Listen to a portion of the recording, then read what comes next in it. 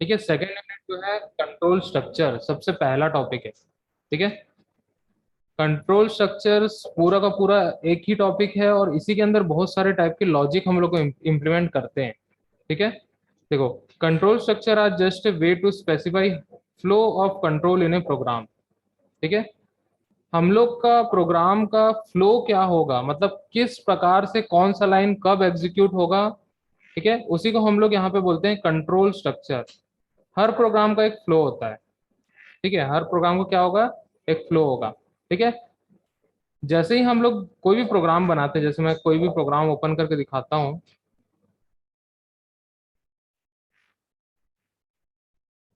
ठीक है, जैसे मान लो अरिथमेटिक वाला प्रोग्राम है, तो ये कैसे रन होगा, रन कैसे होगा, लाइन बाय लाइन रन होगा। ठीक है, फर्स्ट लाइन, फिर सेकंड लाइन, फिर third line, line by line run होगा। ठीक है, लेकिन ये हम लोग जिस प्रकार से लिखेंगे वैसे ही वो एग्जीक्यूट होगा, लाइन बाय लाइन।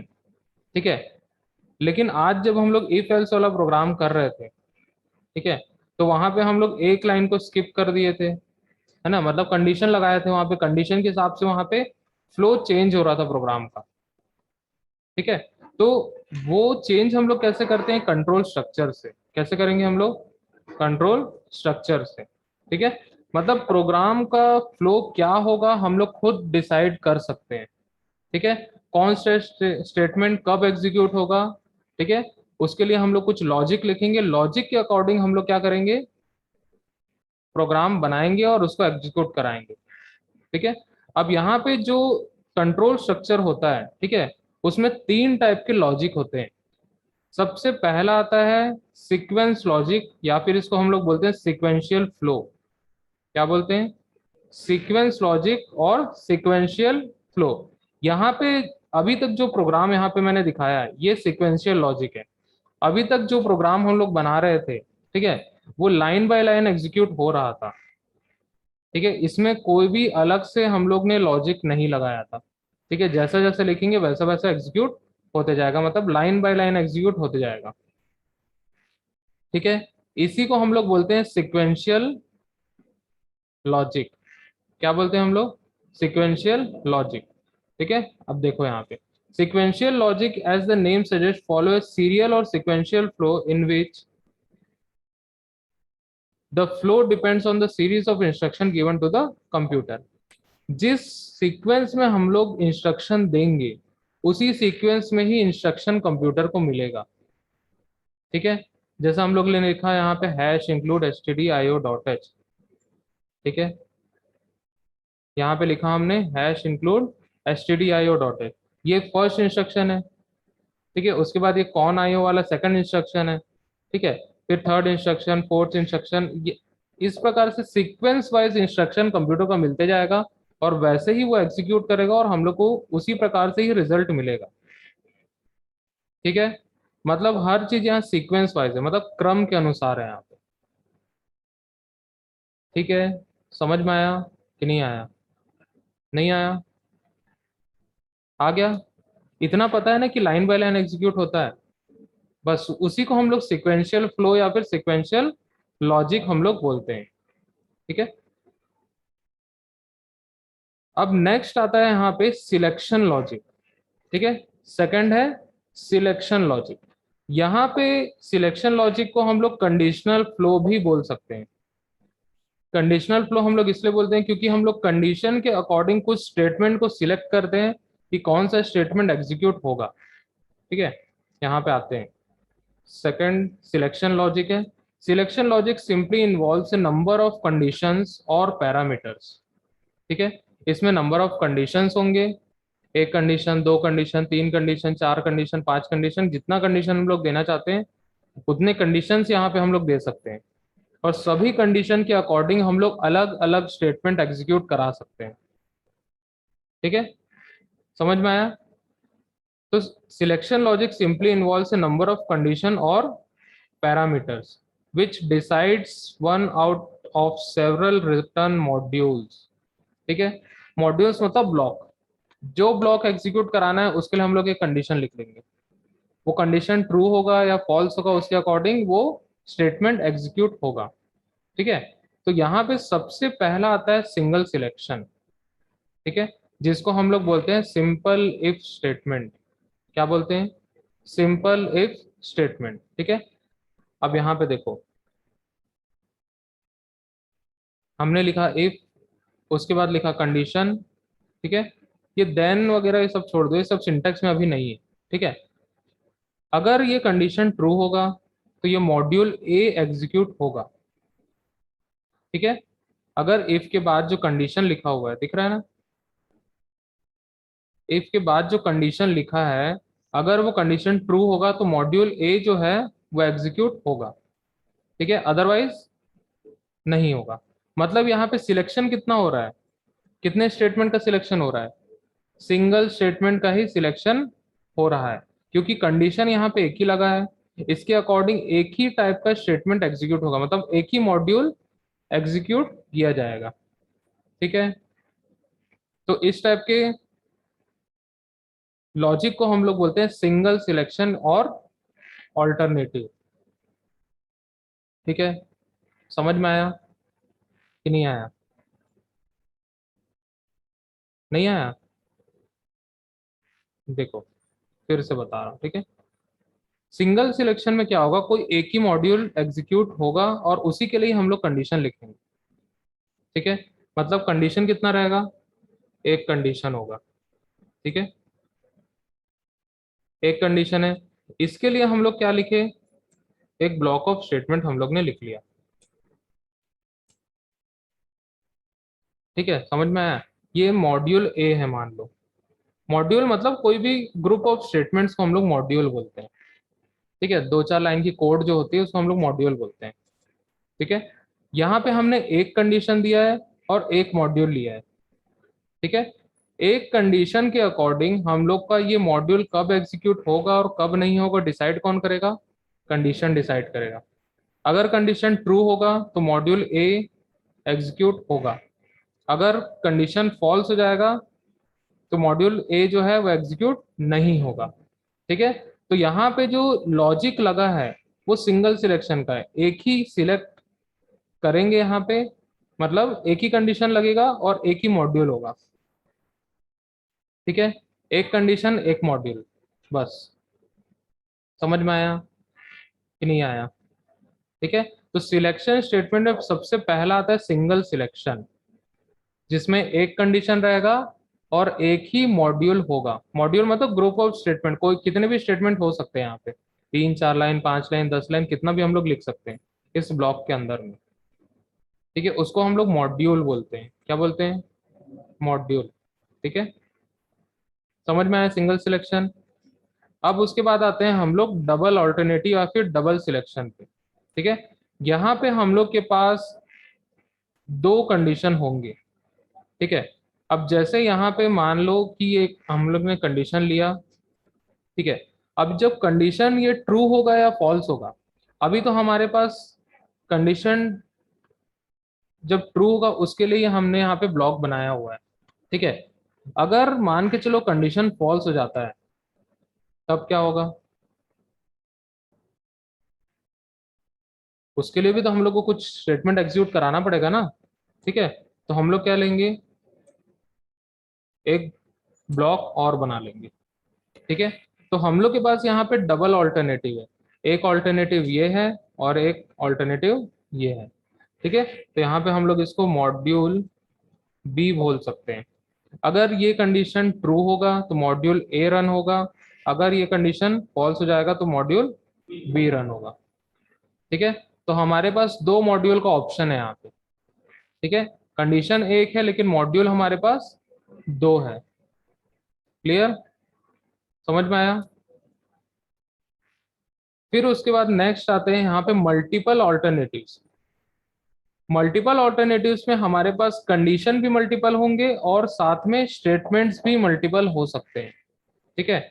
जैसे मान के चलो यहाँ पे एक कंडीशन हमने लिया, ठीक है, इफ के साथ एक कंडीशन लिखा।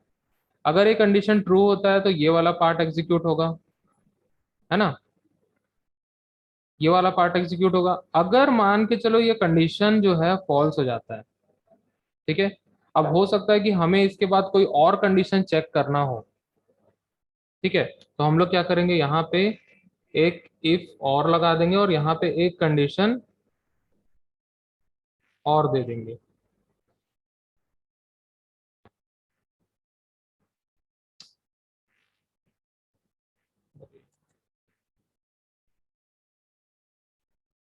ठीक है, सेकंड कंडीशन दे दिया। ठीक है, अब यहाँ पे हमारे पास एक ब्लॉक ये है, एक ब्लॉक ये है। अगर ये कंडीशन फॉल्स हो जाता है तो यहाँ पे हम लोग एक कंडीशन और दे सकते हैं। ठीक है, एक कंडीशन और दे सकते हैं। तो इसके लिए भी हमारे पास क्या होगा, ठीक है, इसके लिए भी हमारे पास कुछ मॉड्यूल बना होगा। तो यहाँ पे हम लोग कंडीशन जो है वो मल्टीपल ले रहे हैं और साथ में मॉड्यूल्स भी हमारे पास मल्टीपल हो सकते हैं।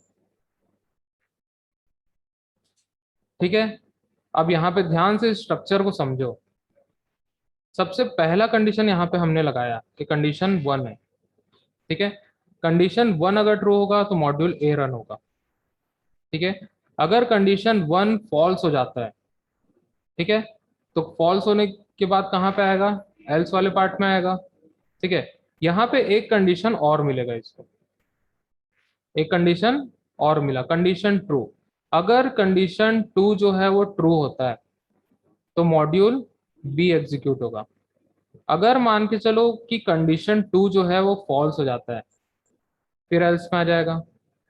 एल्स में आने के बाद उसको एक कंडीशन और मिलेगा।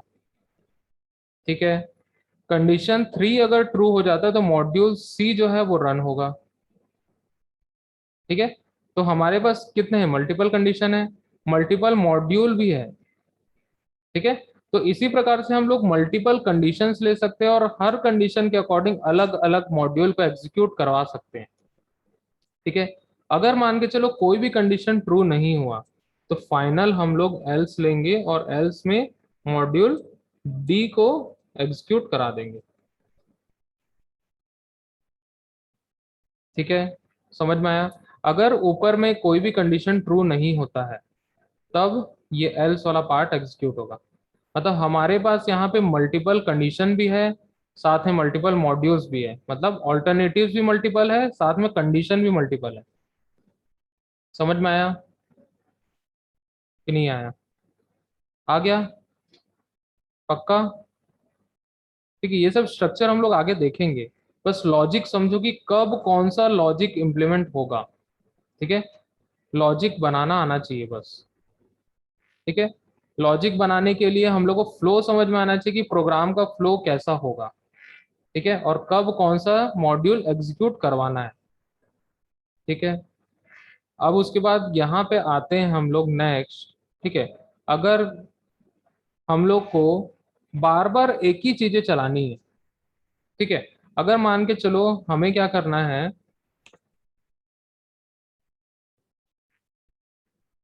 हमें स्क्रीन पे प्रिंट करना है हेलो। ठीक है, एक बार हम लोग कर सकते हैं, 2 बार कर सकते हैं, 3 बार कर सकते हैं, 10 बार भी हम लोग कर सकते हैं। कर सकते हैं कि नहीं कर सकते। ठीक है, कितने बार भी हम लोग प्रिंट कर सकते हैं। लेकिन अगर हमें 1000 बार करना है, 500 बार करना है, 5000 बार करना है तो हम लोग बार बार प्रिंटफ लिखेंगे क्या, लिखेंगे, क्यों नहीं लिखेंगे। कितना लंबा कोड हो जाएगा, 5000 लाइन प्रिंट करना है, मतलब 5000 लाइन को हम लोग को टाइप करना होगा, है ना। नहीं तो दूसरा ऑप्शन है कॉपी पेस्ट, कॉपी करो पेस्ट करते जाओ, तो भी कर सकते हैं, तो भी 5000 बार हम लोग को पेस्ट करना ही पड़ेगा, है ना।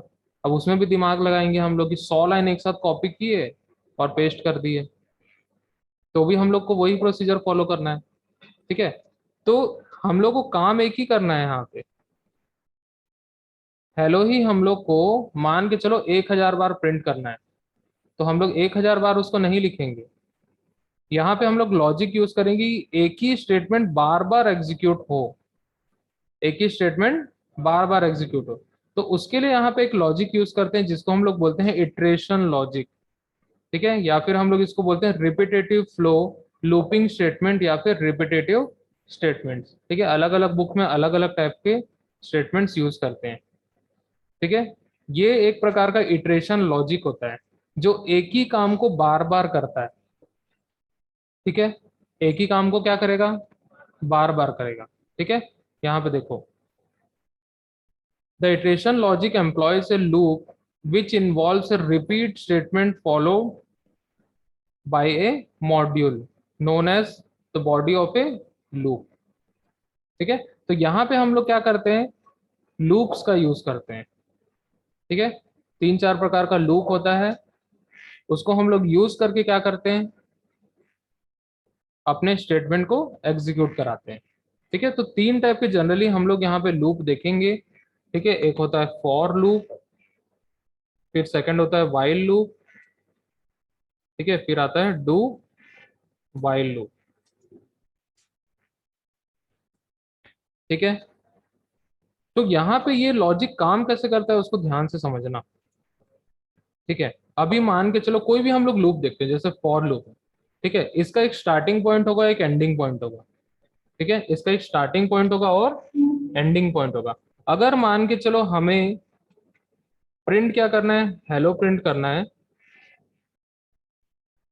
ठीक है, क्या प्रिंट करना है, हेलो प्रिंट करना है, ठीक है। अब ये प्रिंट कहाँ से चालू करेगा, मतलब ये लूप कहाँ से चालू होगा और कहाँ जाके रुकेगा, ठीक है, वो हम लोग को बताना पड़ेगा, ठीक है। तो उसके लिए यहाँ पे हम लोग जनरली कोई भी वेरिएबल का यूज करते हैं। एक स्टैंडर्ड वेरिएबल होता है आई, ठीक है। आई को हम लोग मान लो 0 से स्टार्ट करते हैं या 1 से स्टार्ट करते हैं, ठीक है। वो कहाँ तक जाएगा, 1 से स्टार्ट होगा, और मान के चलो हमें 500 बार प्रिंट करना है, तो कहाँ तक जाएगा ये, 500 तक चलेगा। मतलब हम लोग इसका एक स्टार्टिंग पोजीशन बता दिए और एंडिंग पोजीशन यहाँ बता दिए। अब कितने स्टेप चलेगा, ठीक है, स्टेप भी हम लोग को बताना पड़ेगा, ठीक है। कितना स्टेप चलेगा, एक स्टेप चलेगा, दो स्टेप चलेगा, तीन स्टेप चलेगा, जितने भी स्टेप चलाना है हम लोग यहाँ डिसाइड कर सकते हैं, ठीक है। अगर यहाँ स्टेप 1 दिया तो एक एक स्टेप चलेगा, एक बार 1 के लिए चलेगा, फिर 2 के लिए चलेगा, फिर 3 के लिए, 4 के लिए, 5 6 7 8, अप टू 500 टाइम्स ये लूप चलेगा, ठीक है। अगर हम लोग यहाँ स्टेप 2 देते हैं तो क्या होगा, एक बार 1 के लिए चलेगा, +2 करेगा उसमें, ठीक है, फिर 3 के लिए चलेगा, फिर +2 करेगा, फिर 5 के लिए चलेगा, ठीक है। तो ऐसे करके कितने बार चलेगा, 250 टाइम्स चलेगा, आया समझ में, ठीक है। तो हम लोग यहाँ डिसाइड कर सकते हैं कि लूप कितने बार चलेगा और कितना स्टेप चलेगा, ठीक है। जैसे हम लोग सीढ़ी चढ़ते हैं, सीढ़ी चढ़ते हैं ना, तो हम लोग कहाँ से सीढ़ी चढ़ना चालू करते हैं, कहाँ से चढ़ते हैं, जहां से शुरुआत होती है वहीं से चढ़ेंगे। ऐसा तो नहीं कूद काद के बीच में गए वहां से चढ़ना चालू किए, तो ऐसा तो नहीं करेंगे, ठीक है। हम लोग क्या है, नॉर्मल स्टेप्स फॉलो करते हैं, एक एक सीढ़ी हम लोग चढ़ते जाते हैं, ठीक है।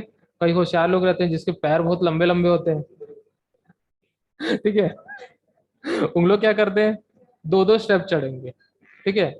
बचपन में खेलते खेलते क्या करेंगे, चार चार स्टेप चढ़ेंगे, फिर बाद में गिर जाते हैं, ठीक है। तो इसको भी वैसे ही हम लोग कितना भी स्टेप चाहे चला सकते हैं अपने अकॉर्डिंग, ठीक है। तो ये क्या करेगा, एक ही मॉड्यूल को बार बार एग्जीक्यूट करते जाएगा, समझ में आया, क्या करेगा, बार बार एग्जीक्यूट करते जाएगा। तो हम लोग यहाँ दो लाइन में इस स्टेटमेंट को 500 बार चला दिए, कितने बार चला दिए, 500 बार चला दिए, समझ में आया। तो हम लोग को बार बार 500 बार हेलो लिखने की जरूरत नहीं पड़ी, मतलब प्रिंट एफ हेलो इस टाइप से लिखने की जरूरत नहीं पड़ी। हमने दो स्टेटमेंट में काम कर लिया और 500 बार वो प्रिंट हो जाएगा, ठीक है। तो इस टाइप के लॉजिक को हम लोग बोलते हैं इटरेशन लॉजिक, या फिर रिपीटेटिव फ्लो इसको बोलते हैं, लूपिंग स्टेटमेंट्स या फिर रिपीटेटिव स्टेटमेंट्स, ठीक है। समझ में आया कि नहीं आया, आ गया, पक्का। हम्म, स्टेप देखो, स्टेप हम लोग को कितने चलने हैं, 500 चलने हैं, ठीक है। कहाँ से कहाँ तक चलेगा, 1 से लेके 500 तक, ठीक है। ऐसा समझो कि एक चार्ट है, ठीक है, चार्ट में 500 ब्लॉक है। जैसे मान के चलो यहाँ पे मैं बताता हूँ, ठीक है, जैसे मान के चलो ये दिया हुआ है 1 2 3 4, अप टू कहाँ तक जाना है हम लोग को, 500 तक जाना है।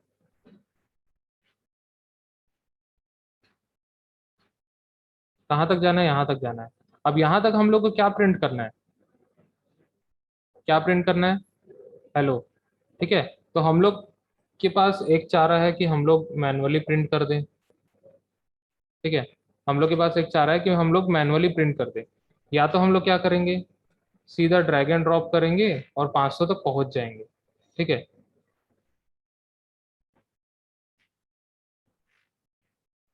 समझ में आया, ये हम लोग कर सकते हैं, ठीक है, ये इजी मेथड है। तो वैसे ही हम लोग जब प्रोग्राम बनाएंगे, तो 500 बार अगर मुझे हेलो प्रिंट करना है, ठीक है, तो हम लोग को क्या करना पड़ेगा, हम लोग को 500 बार हेलो टाइप करना पड़ेगा मैनुअली, ठीक है। लेकिन हम लोग के पास ऐसा कोई शॉर्टकट तरीका अवेलेबल नहीं है। अवेलेबल है क्या, नहीं है। लेकिन हमारे पास एक तरीका अवेलेबल है, इटरेशन लॉजिक। तो इटरेशन लॉजिक में हम लोग को बताना पड़ेगा कि 500 स्टेप चलना है, मतलब 500 बार इस स्टेटमेंट को एग्जीक्यूट कराना है, तो कहाँ से वो चालू होगा और कहाँ तक वो जाएगा, ठीक है। तो अगर हम लोग यहाँ बोल रहे हैं 1 to 500, ठीक है, इसका मतलब 1 से शुरू होगा और 500 तक वो जाएगा, 500 पे जाके वो रुक जाएगा, ठीक है। मतलब 500 सीढ़ी उसको चढ़ना है, ऐसे मान के चलो, जैसे डोंगरगढ़ गए, ठीक है, 500 सीढ़ी, मतलब वहाँ 1000 के ऊपर ही सीढ़ी है, ठीक है, हम लोग 500 सीढ़ी तक ही जा सकते हैं, ठीक है, ऐसा मान के लो 500 सीढ़ी तक ही हमें जाना है। तो कहाँ से शुरू करोगे, पहली सीढ़ी से चालू करोगे, ठीक है, और कहाँ तक जाओगे, 500 तक जाओगे, ठीक है। हम लोग धीरे धीरे गए, एक एक सीढ़ी चढ़ते हुए गए, ठीक है। तो यहाँ पे हमारा स्टेप कितना चल रहा है, 1 चल रहा है, एक एक सीढ़ी चल रहा है, मतलब एक एक स्टेप हम लोग जा रहे हैं। 1 के बाद 2 आएगा, 2 के बाद 3 आएगा, 3 के बाद 4 आएगा, फिर 5 6 7 8 9 अप टू 500 तक। अगर मान के चलो हम लोग जल्दी जाना चाहते हैं, तो क्या करेंगे, 2 स्टेप फॉलो करेंगे, मतलब 1 चलेगा, फिर डायरेक्ट 3 चलेगा, फिर 5 चलेगा, फिर 7 चलेगा, फिर 9 चलेगा, 11 चलेगा, 13 चलेगा, 15, इस प्रकार से वो क्या करेगा, एक एक सीढ़ी को स्किप करते हुए आगे बढ़ते जाएगा, ठीक है। अब कितने बार लूप चलेगा, 250 टाइम्स, ठीक है। अगर स्टेप 3 कर दो, तीन तीन स्टेप, तब क्या होगा, 1 के बाद सीधा 4, 4 के बाद 7, 7 के बाद 10, ठीक है। तो इस प्रकार से वो लूप क्या हुआ, बढ़ते गया। अब कितने बार लूप चलेगा, 163 टाइम्स चलेगा, ठीक है, समझ में आया। जितना स्टेप बढ़ते जाएगा लूप उतना ही कम टाइम्स चलते जाएगा, ठीक है। तो जनरली हम लोग अपने अकॉर्डिंग चलाते हैं कि हम लोग को किस टाइप का आउटपुट चाहिए, ठीक है, समझ में आया।